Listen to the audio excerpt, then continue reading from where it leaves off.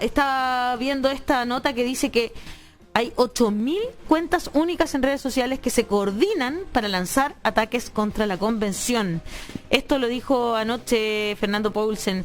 Pero ya estaba, yo lo había leído en Sí, otro es lado. que Sí. fue un reportaje de CIPER, eso quería decir. Sí. Hizo alusión a un reportaje 8.000 cuentas de la derecha, supongo que son de extrema derecha, para atacar a la convención, a la señora presidenta. Ahora, no sé si son cuentas, pueden ser bots, Son bots, pueden sí. ser pagados, po. Sí, pues, Claro, sí, no son reales. ¿Cómo No, estás, no. Lía Arroyo? Hola, hola, ¿cómo están? Bien. Bien. ¿Qué cuentas? Qué bueno. ¿Estás con un chaleco grueso? ¿Hace frío en Valpo Puerto? Hace frío acá, está nubladito y heladito. Ah. ¿Ves el mar o no ves el mar? Sí, de acá tengo una vista privilegiada. De acá desde el Cerro Barón, donde estoy. Ay, sí, qué lindo cerro. ¿Viste? Ya se va a poner nostálgica la frase. Ay, sí. Estoy como que tengo demasiadas ganas de ir a Valparaíso. Como que a pescar el auto y se va a ir a ver a la mamá.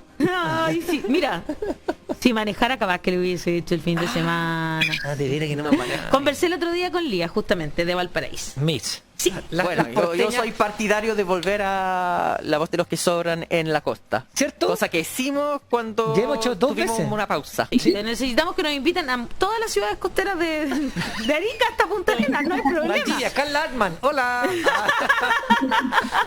Queremos ir a comprobar in situ lo de la Antártica. Ah, ¿te cachai? Nosotros. Es muy importante que la prensa independiente pueda fiscalizar, sobre todo la de Pascua. Sobre todo en Rapa Nui, sobre todo. Y Kike Antofagasta, hola. Bien, Patúo. ¿Cómo estás, Lía? Qué rico verte, como siempre. Y vamos a conversar sobre varias cosas interesantes, porque el Observatorio Legislativo, ¿cómo está la agenda legislativa? La vemos un poco lenta, porque la semana pasada fue una semana distrital, ¿no? Lía, si no estoy equivocada. Sí, fue distrital solo en la Cámara. Distrital, no, Perfecto, no en el Senado. no, el Senado continuó funcionando. Pero espérate, ¿tú le prestáis servicio a los senadores o a los diputados? A esta altura, a los constituyentes, a las amigas. A todo el mundo. ¿Ah? Ambas. Claro. Ay, qué pega, Sí. mucha pega. Sí, pues. Y Vengan yo que para pensaba llamarte para que me ayudaras. Oye, esta semana se conversa sobre el proyecto que despenaliza el aborto. Debería haber votación esta semana. ¿Y cuáles son los principales contenidos con los que llega a la Cámara? Pero llega además con un informe desfavorable porque no le fue bien en la comisión, ¿no? Y además, ¿cómo se ve aspectado? Sí, mira, ahí hay varias cosas. El proyecto que se vota en sala es un proyecto, podríamos decir, lateral respecto del proyecto de despenalización, porque es un proyecto que lo que hace es modificar los términos de la regulación actual en el Código Sanitario, que regula la interrupción en 3 causales, como está hoy concebida, incorporando el concepto de persona no gestante al de mujer, adecuando los términos de la legislación a la Ley de Identidad de Género. Y este es un proyecto lateral, de alguna manera, porque se suma en términos de agenda programática, por así decirlo, de la Comisión de Mujeres y Equidad de Género y por otra parte también de la Comisión de Salud, a los términos del proyecto de despenalización, que esta semana ese específicamente no fue puesto en tabla. Fue puesto que les digo en las tablas que quedaron al final. ¿Podría explicar qué es eso de persona no Sí. gestante? Bueno, lo que pasa es que la nomenclatura de la regulación actual del Código Sanitario alude a mujer, ya entendiendo como tal a personas de sexo femenino. Sí. Y de género, y también de identidad de género femenina. Recordemos que esos son dos elementos, el biológico y el relativo a la identidad de género, que no necesariamente, o sea, que van por cuerdas separadas para determinado efecto.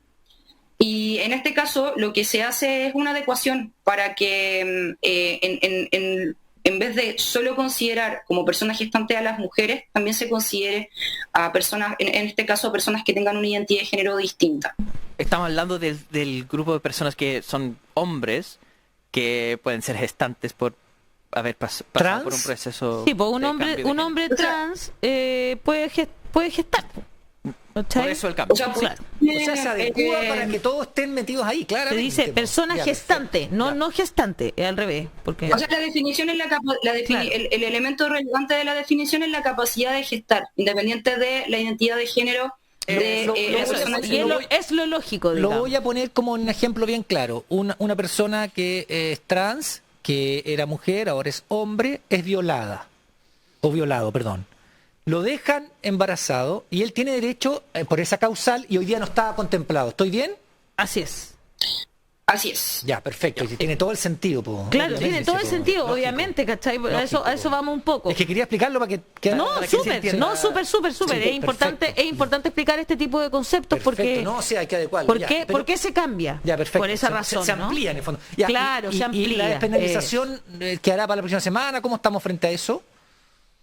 Mira, hay varios comités, los comités de oposición, que han insistido que el proyecto se ponga en la tabla de la sala. ¿Por qué?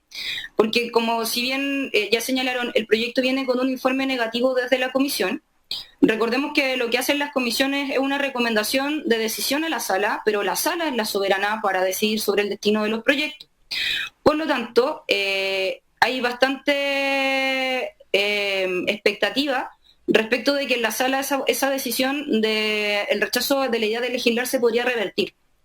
Por lo tanto, hay un interés de los comités de oposición, de los comités que están de acuerdo con la aprobación de este proyecto de despenalización, de que se ponga rápidamente en sala y que se vote en sala, porque es muy probable que la votación en sala sea favorable respecto a la idea de legislar y en ese caso se continúa la tramitación regular.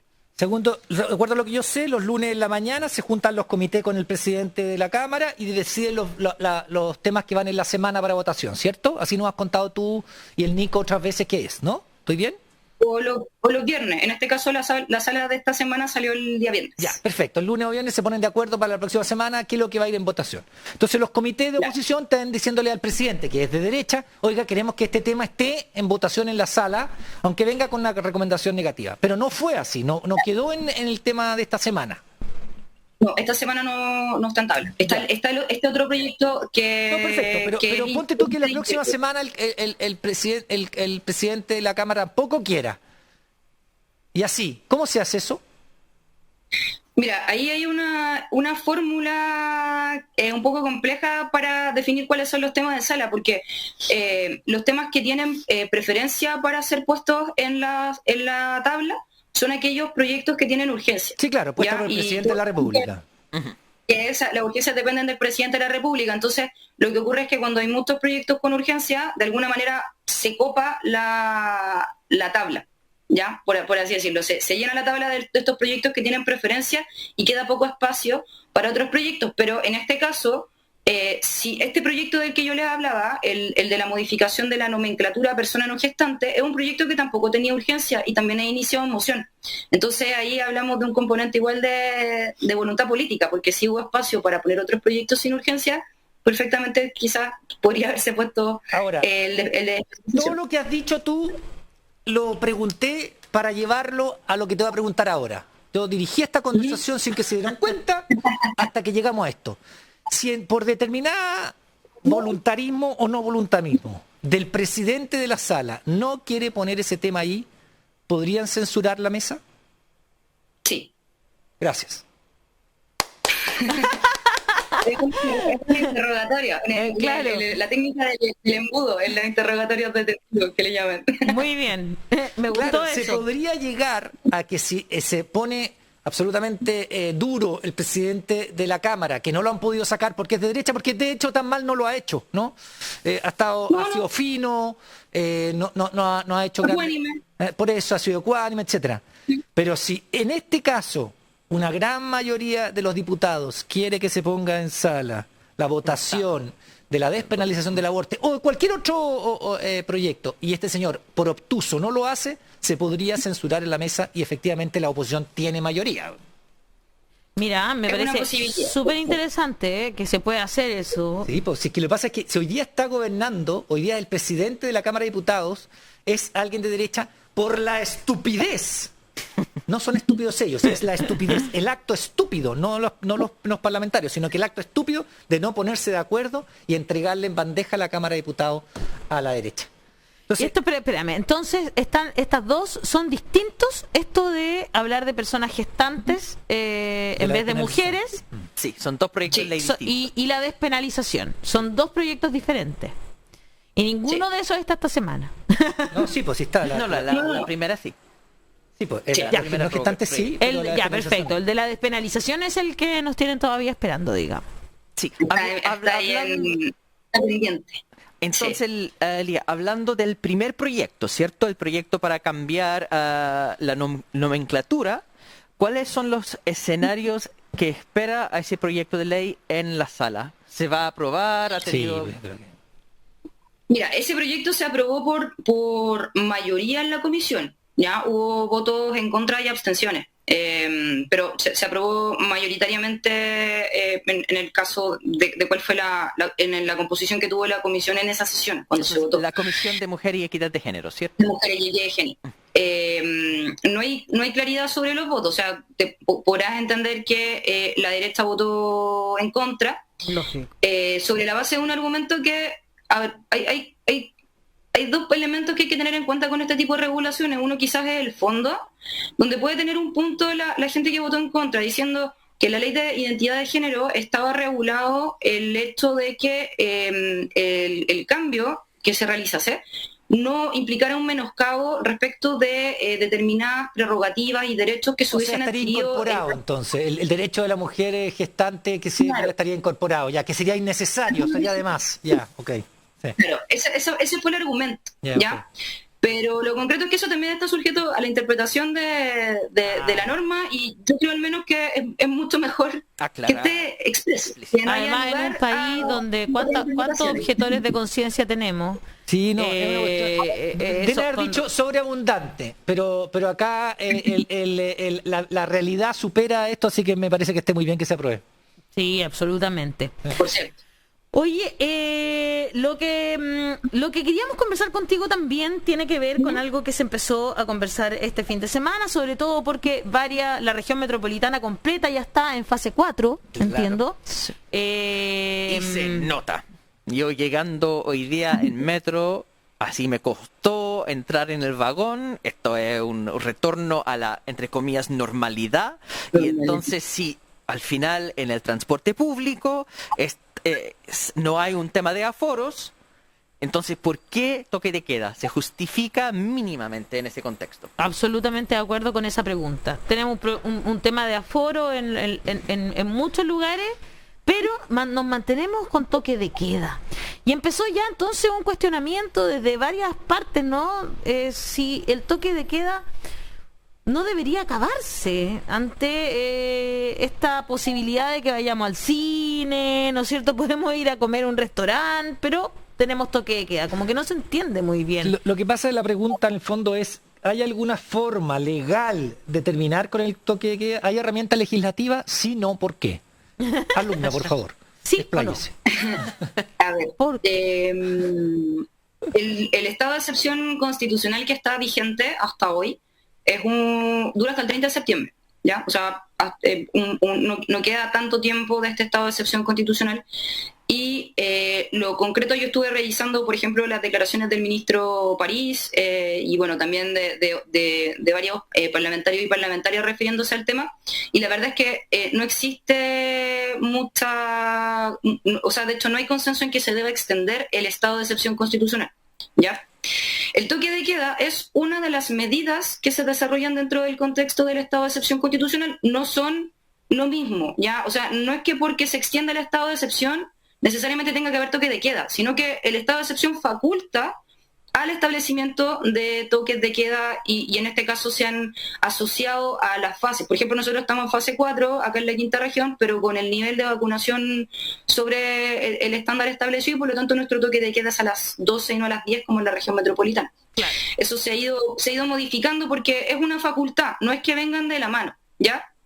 Entonces, si bien quizás he escuchado algunas opiniones diversas en cuanto a la necesidad de extender el estado de excepción, principalmente pensando en algunas en el fondo de facilitar la circulación de, por ejemplo, los insumos que se necesitan en relación con el control del sistema de salud, que eran los puntos que en general se habían levantado en las otras ocasiones. Ahora la verdad es que se entiende que en este estado de cosas, con este nivel de contagios y con este nivel de ocupación de camas críticas, no sería necesario, por una parte, ni mantener el estado de excepción constitucional, bastaría simplemente con las herramientas sanitarias que existen a disposición, que también permite, sí. Claro, solamente con la regulación del Código Sanitario, y por cierto, que incluso en el caso, pensemos en el caso de que se pudiese llegar a pensar en extender el estado de excepción, si este estado de excepción va asociado al toque de queda, si no se hace una declaración específica en torno a la supresión o en el fondo a un abandono gradual de la medida de toque de queda, la verdad es que tiene muy pocas posibilidades de éxito una eventual nueva solicitud para alargar el estado de excepción constitucional. Y acá hay un punto como que creo que es quizás lo más complejo, que es que si desde el punto de vista sanitario no se justifica, y muchos entienden que desde hace rato no se justifica, al menos con la rigidez que se ha tratado actualmente, y en particular en la región metropolitana, que es la que tiene más habitantes de todo el país. ¿Cuál es el sentido? Y el sentido en el fondo es como cooperar al orden público, pero esa no es la herramienta, ese no es el sentido. Esa es una tarea que debe asumirse desde otra perspectiva, pero no puede decirse que se ocupará esta medida tan restrictiva de derechos para mantener el orden público, porque eso es hasta reñido con un Estado democrático de derecho, si esa es la razón. Y la verdad es que las razones que habían antes han tendido a desaparecer, y esa parece ser la única razón que va quedando para poder entender esta extensión del toque de queda tan control social. Sí, y en eso, volviendo a un tema que, si tú me permites, lo hablamos en un principio en esta mesa, refiero a la Corte Suprema y a las Cortes. Se presentaron algunos recursos contra el toque de queda, etcétera, etcétera, y fueron desechados. Y ahí donde tú dices, bueno, ¿la Corte está haciendo su pega? Porque podría decir, o sea, se está usando, que el gobierno diga por qué está usando el toque de queda cuando están en fase 4, cuando dejan ir a restaurantes, cuando... Además, sujetar la hora al nivel vacunatorio tampoco tiene que ver. O sea, si las vacunas se ponen en la mañana, o sea, ¿qué tiene que ver? Que Claro. Hay un porcentaje de gente vacunada en la región para que sea el toque de queda a las 10 o a las 12. ¿Qué tiene que ver? ¿Van a circular los que están o menos? O sea, tampoco tiene relación directa. Entonces, uno dice ahí, bueno, aquí hay solamente un control de orden social público, como dice la Lía, y hay un tema ahí que la Corte tampoco está funcionando a la altura, porque tendría que decir, aquí se están violando o se están transgrediendo ciertas libertades con un argumento que no es el de hoy día. Entonces, habría que preguntarle al Estado, al gobierno, ¿por qué usted extiende? Podría ser, como dice muy bien Lía, el estado de excepción constitucional, pero ¿por qué usted extiende el toque de queda? ¿Cuál es su fundamento? ¿No? Y de hecho, como que con toda la gente que tú hablas que está a favor de que se mantenga el toque de queda, Es por control social. es por control social. Es que hoy así estoy tan bien porque ya Los no hay cabros ya fiesta no hay, cerca de mi claro, casa. claro. Hoy que estoy tan bien porque así cierran antes las botillerías. Sí, pues eso es. Hoy Ahora, estoy tan el bien estado porque... de excepción constitucional, como Es dice muy bien Lía, impresionante. en septiembre se acaba, pero se acaba con permiso de el Parlamento. Pues ya no es las 3 veces que podía hacerlo el gobierno sin pedirle permiso al Parlamento. Entonces, como bien decía la Lía, se le tiene que pedir autorización al Parlamento, y el Parlamento podría decir votar. no. Claro. La justificación en algún momento de hacer toque de queda tiene que ver con bajar la circulación, Sí. la movilización de la gente, porque claro, si uno permite que la gente circule en la noche, entonces hay más fiestas, hay más actividades sociales, hay un límite del control que puede ejercer las fuerzas de orden y seguridad, y entonces cuando se dice nadie puede salir, baja la cantidad de personas que están en la calle y baja la cantidad de eventos sociales. Y eso es algo que se hizo en general en el mundo, acompañado con todas las demás medidas de control sanitario. Pero ahora si se levantan el control sanitario original, entonces no hay ninguna justificación más allá del control social y no sanitario. En este caso, a estas alturas. Es curioso que ya están hablando de, no, todo se está normalizando, por ende, ¿por qué la IFE universal? ¿Por qué lo retiro? En esa parte se acabó la crisis. Sí. Pero para toque de queda se mantiene la crisis. Bien curiosa doble visión. Sí. Absolutamente. O sea, en este momento, si se va a extender, si se quisiera extender, la verdad es que hay una opinión más crítica que nunca en el Congreso por una razón bien simple. Porque el Congreso, más que en el fondo plegarse a la decisión del Ejecutivo, estuvo siempre el criterio de que si, por ejemplo, el Colegio Médico o la Sociedad Médica estaban de acuerdo con la extensión de las medidas, el Congreso decía, bueno, si ellos que son los expertos entienden que esto debe extenderse aunque sea impopular, lo extendemos. Pero ahora esos mismos actores están diciendo que no se justifica. Por lo tanto, si hay un consenso, entiendo en la mayor parte, por lo menos de las declaraciones que han hecho hasta ahora, todos sabemos que esta situación puede cambiar y quizás, no sé, en septiembre tengamos un rebrote de otra cepa, es una situación que es dinámica. Pero en este estado de cosas, al menos, no existe ese consenso técnico que sí existió en todas las ocasiones anteriores donde el Congreso se pronunció sobre la extensión del estado de excepción constitucional. Ahora, tenemos un problema, Lía, a ver si me corriges, y con esto termino el tema para no aburrir. Ponte tú que el Congreso le dijera no más estado de excepción constitucional, ¿ya? El 30 de septiembre dice que no. Si se extiende la cepa, por ejemplo, la cepa Delta y hay se explota, etcétera, el gobierno puede llamar de nuevo a estado de excepción constitucional, de estado de catástrofe, sin preguntarle al Congreso, porque ya lo hizo, y ahora ya no sería la continuación del otro, sino que podría volver a llamarlo. O sea, volver a invocarlo sin consultar al Congreso, ¿o no? Yo entiendo que la extensión es la cantidad de meses que se contabilizan dentro de un año. Y ya llevaríamos más de 6 meses. Y además pero podría ser sería... tú que en enero pudiera volver. Porque ya con su número de meses, o sea, termina, pasan un par de meses más, son 6 meses, ya llegamos a los 6 meses y lo llama de nuevo. Eso sí podría hacerlo. Tendría sentido si es que hubiera un rebrote bravísimo. Pero tendrían que tener votación en el Congreso, ¿no? No, porque el gobierno lo llama las 2, 3 primeras veces sin el Congreso. Hasta 6 meses sin el Congreso. Ya, entonces sería ya entiendo. Es un loop. Sería uno nuevo. Sí. Mónica Mercado dice, no más toque de queda. André Dani, no más toque de queda. Desde el año pasado que lo decimos, no sirve para nada. Militarizar la sociedad solo le ayuda a Piñera y su gobierno represor. Clark Rhys Owen, por acá en Puente Alto casi nunca hubo, ni se respetó el toque de queda, y ante la nueva anormalidad con todos afuera no tiene ningún sentido. De hecho, lo que dice Clark es así, o sea, basta con salir después de las 10 de la noche a la calle y se van a dar cuenta que está lleno de autos, lleno de gente. El toque de queda funciona más bien para el comercio. Ahí se cierra, entonces hay una reducción en porcentaje de movilidad, no va a 0%, pero hay una reducción, algo producto de esas reglas. Pero yo creo que ya no se justifica, por supuesto, no tiene porque... ninguna justificación, porque de verdad que no. No, en un contexto donde se está haciendo otras medidas complementarias porque hay una necesidad urgente de bajar la movilidad, se podría entender, pero en este contexto de ninguna manera. Absolutamente. Bueno, yo por mi parte, ¿sabes qué? Ni siquiera es porque ¿cuánto tiempo que no salgo? Ya tengo 46 años, ya no salgo a carretear. No se trata de mí. Es como que te juro que la sensación de estar en toque de queda, lo que me provoca es como una sensación de que me están encerrando por nada. Es solo porque, ni siquiera porque tenga ganas tanto de salir, sino que esas... Pucha, que estáis a las 10:30 en la casa de un amigo y como que... Eso no cuenta como carrete cuando uno tiene cierta edad, entonces. No. ¿En qué momento uno deja de carretear?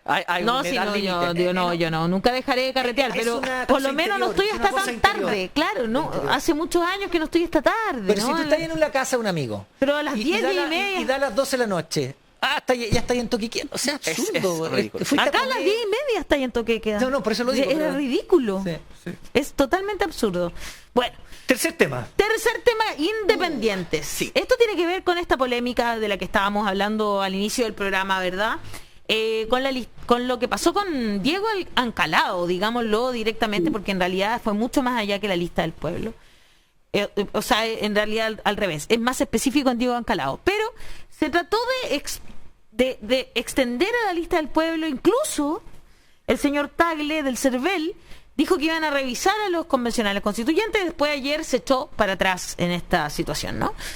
Pero Lía, ¿quién tiene atribuciones cuando pasan este tipo de cosas? ¿Podría de verdad el CERVEL revisar a todos los convencionales constituyentes de la lista del pueblo? Chan. ¿O esa es una atribución solo del Tricel? ¿O cuando el Tricel ya lo aprobó, ya eso ya fue? Te queremos mostrar un tuit de Marta Lagos, quien tuvo como una opinión este fin de semana. Y dice, el Tribunal Calificador de Elecciones ha certificado la elección de los convencionales constituyentes. Imposible, o de la Convención Constitucional en realidad. Imposible poner en duda la elección. Si el CERVEL aceptó a candidatos que no tenían todas las firmas, cosa que ya dijimos delante que el 98% fue a través de clave única, así que esto es prácticamente absurdo, pero igual es error del CERVEL. El CERVEL no puede pasar por encima del tribunal. Calificador de elecciones. Sí, en eso tiene razón. ¿Tiene razón Marta Lagos? Sí, o sea, por cierto, el proceso, es que ese es el proceso de calificación que se realiza, o sea, el procedimiento es como operó ahora en el caso de la candidatura de Diego Calao. Antes de ratificar esa candidatura, se realiza un proceso de fiscalización de que esa candidatura haya cumplido con los presupuestos establecidos. Para el caso, el requisito que falló fue el de obtener la cantidad de patrocinios necesarios para la inscripción de la candidatura. Pero, a ver, yo sé que hay algunas personas que intentaron o han intentado con un ánimo político evidente en relación con lo que hablaban antes, de perjudicar de alguna manera la legitimidad de la convención. Pero ahí ese camino está cerrado primero en cuanto a los hechos, porque efectivamente la mayoría aplastante de los patrocinios se realizaron a través de clave única, ¿ya? Que es un procedimiento que es una firma electrónica básicamente para poder realizar gestiones ante el Estado. Claro. Y se hizo por esa vía, ¿ya? Y está completamente en regla. Y el caso de los patrocinios que se presentaron en papel entiendo que es marginal y que de todas formas no alteraría ese resultado según lo que indicó el señor Tagle. Y por cierto, ese proceso de calificación es previo. Sí. Quizás yo escuché a algunas personas que decían no, pero en este caso podría solicitarse una nulidad, ¿ya? Pensando en la nulidad judicial genérica, que es la nulidad de... Sí, la nulidad de... Claro. Pero en eso tanto no en un contexto electoral, ¿cierto? O que podría aplicar respecto de cualquier acto de una entidad estatal, por ejemplo, la declaración o la ratificación de estas candidaturas declarando que estuvo todo en regla. Y esa decisión, porque no hemos tenido otra situación de estas características, o sea, hemos tenido situaciones similares, pero no en particular de estas características. Yo entiendo que ahí deberá decidir el tribunal que conozca de ese tema en su mérito. Pero recordemos otras situaciones, por ejemplo, en relación con voy a poner un caso que no es lo mismo, pero es la nulidad de un proceso, como por ejemplo el de la ley de pesca, ¿ya? Y se ha entendido que eso es intangible para los tribunales de justicia, ¿ya? Entonces, es una opción que está sobre la mesa, quizás la de la nulidad de derecho público, pero que creo que en cuanto al supuesto fáctico, que es que efectivamente hubiese existido una irregularidad en los patrocinios, quizás podría intentarse, pero no existe tal irregularidad en los hechos porque la mayor parte fue hecho por clave única y además yo entiendo, ahí estoy con Marta Lagos, también con Daniel Stingo, no existe esa posibilidad porque está establecido una etapa de fiscalización, claro, que es previa a la ratificación de la candidatura y que luego se produce también la consolidación de los hechos, o sea, el derecho funciona así. Sí, se van consolidando las etapas, incluso las nulidades, por ejemplo, existe nulidad relativa y nulidad absoluta. Las nulidades, incluso la absoluta, se van legitimando. O sea, cuando prescribe el momento de que tú puedas, por ejemplo, presentar una nulidad, salvo en la nulidad de derecho público, en toda la otra, se van legitimando, se van prescribiendo los derechos a reclamar. ¿Se entiende, no? Entonces, incluso con nulidad absoluta, no se... La nulidad absoluta tiene más plazo, pero igual se consolida. Sí. La única que no se consolida es la nulidad de derecho público, que además es más difícil que no sé qué, pues tenés que presentar ante la corte, no es broma, digamos. Pero... No, es una cosa muy compleja. Imagínate, puesto en el escenario, por ejemplo, un juicio, ya que el tribunal declara admisible una demanda por estos hechos. La prueba, el tiempo, o sea, no tendría sentido porque la sentencia saldría una vez que... Claro, ya está prescrito. Todos los constituyentes. Ya está lista la Constitución. Entonces, ¿qué quiere quieren lograr con esto? A mí por eso en su momento, ¿qué quieren lograr? Deslegitimar la Convención Constitucional. Bueno, lo que decíamos insisten antes, en eso, bueno, digamos. es lo mismo que decían, lo que mencionamos recién, es más de lo mismo.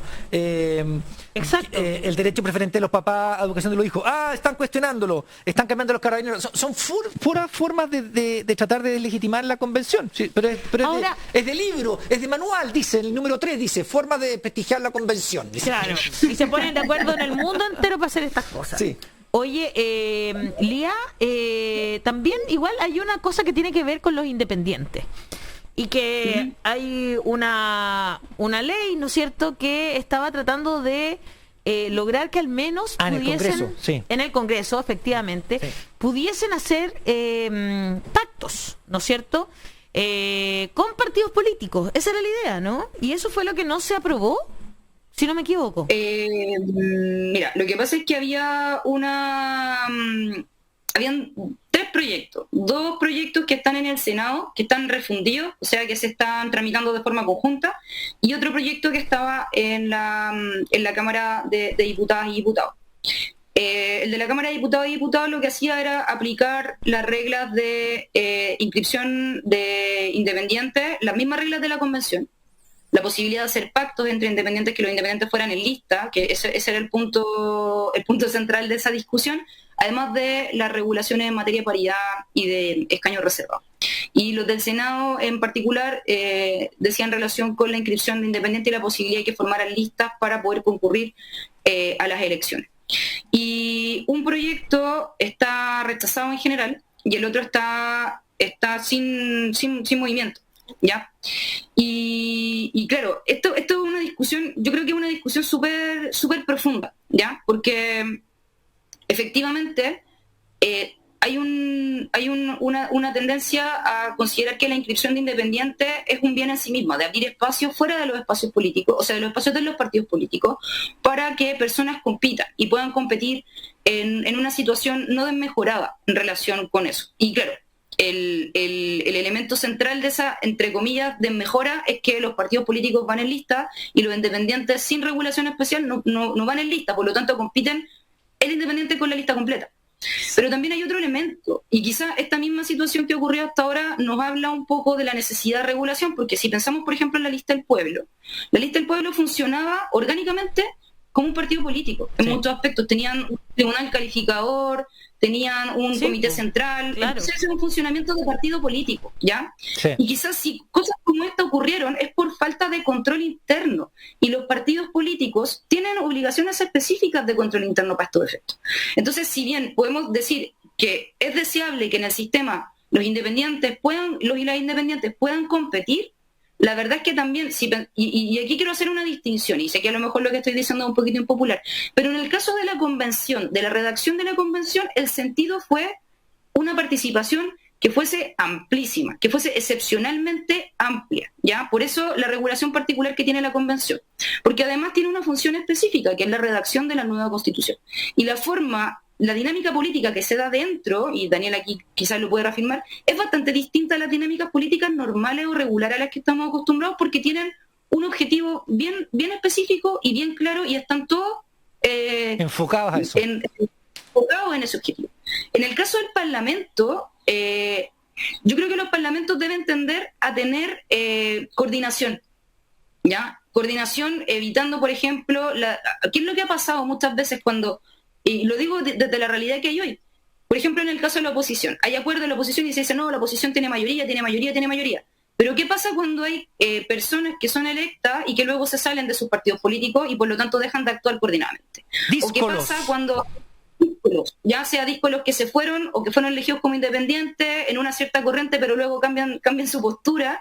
Y la verdad es que eso es lo que ha erosionado la mayoría de la oposición para poder tener acción política concreta, ¿ya? Entonces, yo creo que si bien hay que tener un sistema que permita competir, a la vez tiene que haber un sistema que permita que haya coordinación y que evite la fragmentación excesiva dentro del Parlamento, porque no es que con esto uno esté tratando de eliminar otras opciones o de alguna forma hacer que ciertos sectores no puedan tener voz y voto en el Parlamento, por ejemplo, sino que si tú pensáis en un Parlamento que también en nuestro sistema se se acopla de alguna forma a un mandato presidencial, que tienen un tiempo que es el mismo mandato, y que el Parlamento y el Parlamento y el presidente son colegisladores, es esperable una coordinación.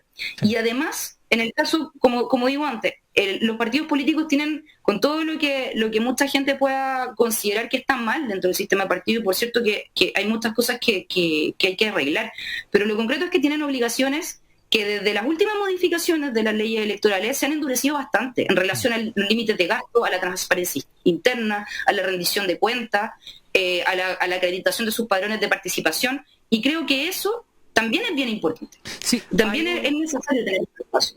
Esto toca los temas fundamentales de nuestro concepto de democracia. Porque cuando uno tiene una democracia representativa, entonces uno vota para un candidato. Ese candidato o candidata tiene nombre, es una persona de carne y huesos, pero también representa un proyecto colectivo. Y el sistema electoral es así. Colectivo. El sistema electoral hoy día también apunta a eso. Sí. Las listas, la forma de pensar, la forma de visión de la sociedad. Se busca incentivar, se busca premiar a las colectividades por sobre el individuo. La actividad política, la actividad democrática es por su esencia una actividad colectiva. Entonces, claro, lo que hay que hacer siempre es limitar las personas que son puros individuos, proyectos solo de ellos, en vez de por proyectos colectivos. Por eso, la lógica con la papeleta presidencial, que es que la gente tiene que reunir firmas, porque si todo el mundo puede presentarse como candidato individual, entonces la papeleta es un libro completo y se desvirtúa completamente el debate democrático. Entonces, los grandes proyectos que tiene parte del sentir nacional, social, colectivo, se llega a la papeleta. Mira, eso es la idea. Aquí hay dos cosas. La forma ya están fuera, ya no se pudo, porque ya están inscritos los candidatos, por lo tanto ya no, en esta elección ya no va esta norma que se propuso. O sea, olvídense que los independientes, porque ya están los inscritos, claro, etcétera, los que se inscribieron como independientes. Eso es una cosa. Y el fondo que decía la Lía, yo le encuentro absolutamente toda la razón, lo mismo que dice Hassan.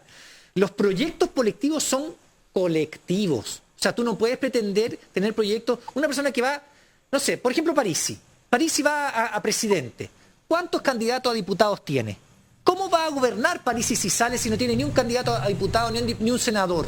Entonces, tú dices, bueno, pues ojalá que no, perdón, voy a decirlo súper bien, pero ojalá que no salga presidente un tipo que tiene 2 acusaciones de acoso en Estados Unidos. O sea, bueno, de verdad que sería muy vergonzoso. Sí. Lo voy a decir con todas sus letras, porque sé que no. Pero me refiero al proyecto colectivo. Entonces, hay una cuestión que, por lo menos para mí, tiene mucho sentido. Que si esos grupos independientes, al final del día, toman características de un partido político, la ley los obliga a convertirse en partido político, porque si no, tienen la granjería de ser independiente y no tienen las obligaciones del partido político. Los partidos políticos estamos de acuerdo, no funcionaron, no han funcionado, tienen una pésima opinión de la gente, etcétera. Otra cosa es que mejoremos los partidos políticos, y además no todos los partidos políticos son lo mismo, y la democracia los requiere como partidos políticos porque hay que llegar a acuerdos. Los gobiernos se hacen llegando a acuerdos. Miren Europa, miren esa serial, ¿cómo se llama esa serial? ¿Borgen? ¿Borgen? Se llega de acuerdos. Qué buena esa serie, así se hace la democracia. Pierdes un poco, ganas un poco, logras una idea, la otra te la Ahora, es una crítica, es un poco igual Borgen, porque de repente terminan haciendo alianzas con la ultraderecha para poder... Pero la idea es que sea colectivo, con el que piensa igual y cuando a veces cedo por otro y logro objetivos superiores para la sociedad. Hassan, por favor. Una cosa chiquitita. La gente imagina que a veces que eso de premiar a la colectividad es antidemocrático, porque al final todo tiene que ser simplemente una conexión directa entre el candidato individuo y el electorado. Digo candidato porque muchas veces eso presta para un líder, hombre, salvador del pueblo, que es muy populista y no es la cuestión horizontal, colectiva y desde la base, que es lo que realmente queremos para un futuro democracia profunda. Y en ese sentido la gente imagina que, por ejemplo, la representación proporcional. Tengo 5% de los votos, entonces tengo 5% de los escaños. Eso es lo más democrático posible. Miren los países que tienen ese sistema. Israel, por ejemplo, tiene un parlamento unicameral completamente proporcional. Resultado, 5% de los escaños, 5% del voto. Desastre, porque tienen un parlamento súper fragmentado, donde se tiene que crear esas grandes coaliciones, donde teniendo 5% de los votos, uno puede tener todo el poder. porque son los que hacen alianza con la izquierda o con la derecha para estar pidiendo sus cosas. De hecho, un partido fundamentalista religioso en Israel que gobierna cuando son gobiernos de laborismo, cuando son gobiernos conservadores, siempre están, y lo que piden es beneficios sociales para ese grupito, que no van ni siquiera al ejército, una sociedad militarizada en guerra contra los palestinos. Esos tipos no van al ejército, reciben plata solamente para estudiar la Biblia y están ahí como un grupo protegido porque necesitan esos votos cualquier gobierno que está. Proporcionalidad completa no da con proporcionalidad en el poder. Pues eso es el gran problema con esos sistemas. Por eso se busca un debate público donde lo colectivo se premia por sobre el número bruto. Están diciendo como aquí que igual no nos queda tiempo, pero esta pregunta era buena. ¿Cuál era la pregunta? Es como la Porque teleserie. tiene que ver como con la cantidad de votos, que en el fondo hay como esta teoría de que París y Meo se presentan a candidato a presidente porque al final, con la cantidad de votos que sacan, se hacen igual una pequeña fortuna. No es cierto. Porque tienes que acreditar el gasto. Yo lo puedo Y no explicar. te pagan por voto. Te pagan por votos si acreditas Lía. el gasto. Y Santa María sacó un hilo de Twitter ayer muy interesante en eso. Lo vi, Es la muy diferencia. clarificador, muy clarificador. Es la diferencia en relación con los gastos que están acreditados. ¿Ya? Exacto. Tienes que acreditar. Yo lo voy a decir así bien simple. Yo tengo derecho, escúchenme, yo tengo derecho a que me devuelvan sobre 120 millones de pesos. Sí, porque saqué votos suficientes para que el CERVEL me entregue 120 millones de pesos. Pero el CERVEL no me va a entregar 120 millones de pesos. Me va a entregar mucho menos. Porque solamente me va a entregar los que yo acredité que gasté en la campaña. Entonces no hay negocio. Porque incluso en la tercera, ayer lo explican también. Solamente te entregan lo que tú gastaste, las facturas pendientes, el crédito que pediste. Tú no te haces rico, lo que gastaste. Ahora, si hay un bandido por ahí que abulta sus gastos, ese es otro tema. Ese es otro tema Ese y ahí otro está, tema. y por eso se recuerdan quizás que Parisi puso hasta los boxer Hugo Sí, Boss en el pero yo la tengo derecho a declaración. 120 millones, soy el que tengo más derecho en la constituyente y ni por lejos voy a recibir eso. Y ni yo lejos. tampoco, Y yo ni te- un peso yo, ni uno, porque todo va a los que me mandaron facturas. Yo tengo casi como 10 los como proveedores. derecho A los proveedores. a 10 millones, pero Y van a jamás ir directo a los proveedores. van a ir directo a los Sí, proveedores pues sí. y no voy a alcanzar Ni un peso creo para que- mi bolsillo. Creo que con suerte es como 3 millones mi declaración, Bueno, una cosa lo mío así. un poco más porque gastamos un poco más. Sí, porque tú vayas a un distrito completo y yo iba a una sola comuna Pero ni de un un peso para mí, todo para los proveedores que, bueno, las camisetas, la cosa, todo eso que gastaba en campaña. Muy bien, me parece. Grande Lía Arroyo, como vez siempre, más. clarísima. ¡Magnánima! Un abrazo, Lía. Muchas gracias por Fantástica. el Observatorio Legislativo del Instituto Igualdad. Muchas gracias a FES Chile también. Y espero nos veamos pronto en Valparaíso. Cierto. Oye, cuida.